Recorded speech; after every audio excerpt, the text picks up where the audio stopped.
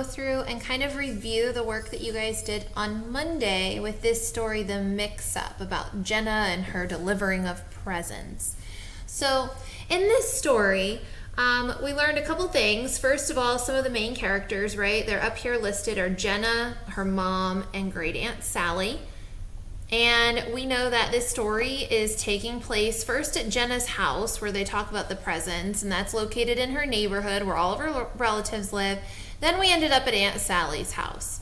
So that's our setting.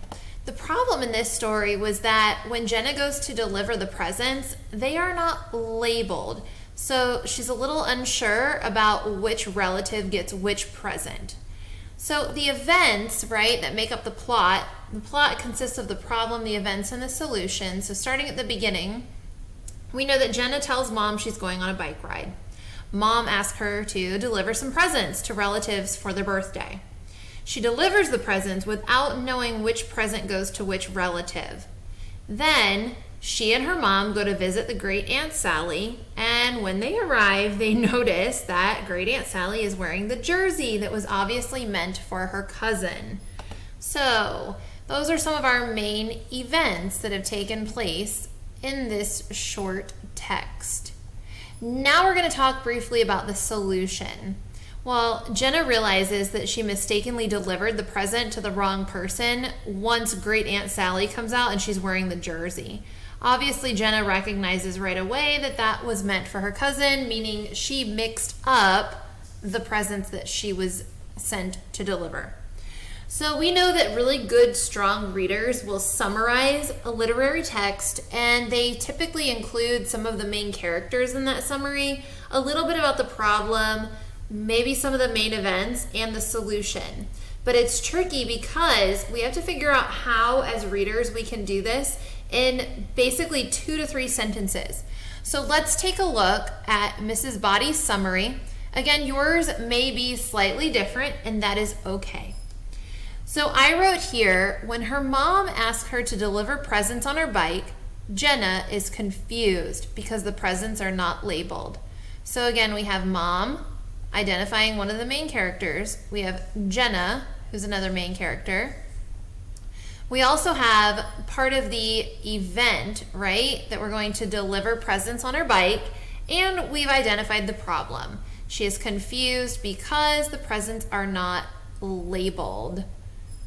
She decides to deliver the presents anyway, and later, when Jenna and her mom visit great Aunt Sally, there's another main character mentioned, she and her mom discover that she delivered the presents to the wrong people. So now we have here part of the solution mentioned, and we also had this other event, right, where she goes ahead and decides to deliver those, and that she and Mom go to visit her aunt later. Now let's take a look at how many sentences we have. When her mom asks her to deliver presents on her bike, Jenna is confused because the presents are not labeled. That's 1.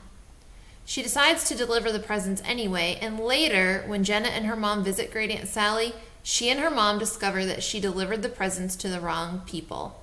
That's 2. I know that this sentence is kind of lengthy, so maybe you split that idea up into 2 different sentences. Again, your summary might look slightly different, but just trying to include some of those major points so that we get like the basic gist of this story. Now, I am going to pause for just a moment, and we're going to kind of switch gears, and we're going to take a look at a new text that you guys are going to be reading today, titled The Blind Men and the Elephant. So I'll see you in just a moment in part 2 of this video.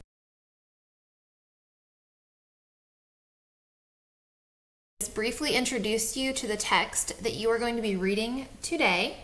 This text is titled The Blind Men and the Elephant. So this is a drama, otherwise known as a play, and I would recommend reading this through at least 2 times, maybe even 3 times. The first time I would read it through just to kind of understand what this play is about, and then I would read it through again. Having that graphic organizer kind of by your side, you can either print it or you can just recreate it on a sheet of paper. But then going through and kind of identifying those different details that you're going to use in your summary, talking about like your characters, your setting, and then your plot. So let's take a look. This is based on an Indian folktale. And again, because it is a play or a drama, you will see that there are different roles, right? Different characters in this play. And then they have speaking parts. So right here, we introduce the story. And it says here that 4 blind men stand by a road. A man on an elephant rides by. So before we get started, we need to understand the word blind. Blind means that these 4 men are unable to see. I know that most of you probably know the meaning of that word. So again, let's read that sentence to introduce this play. 4 blind men stand by a road. A man on an elephant rides by. Now we have the first character, who is the rider, the one who's on the elephant. Make way, make way. I must take my elephant by. The first man, I have never seen an elephant, sir. The other men, nor I. Now the rider replies, never? Do you not know what he is like? All 4 men reply, no, sir.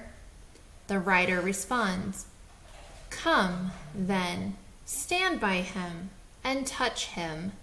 So you can see, guys, that obviously if we have 4 blind men, they probably have not seen an elephant before. They do not know what he looks like. So you're going to continue reading this drama, also referred to as a play, to learn what happens.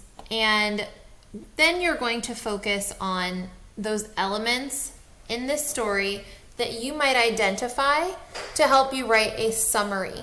So just like you did on Monday, you're going to complete that graphic organizer.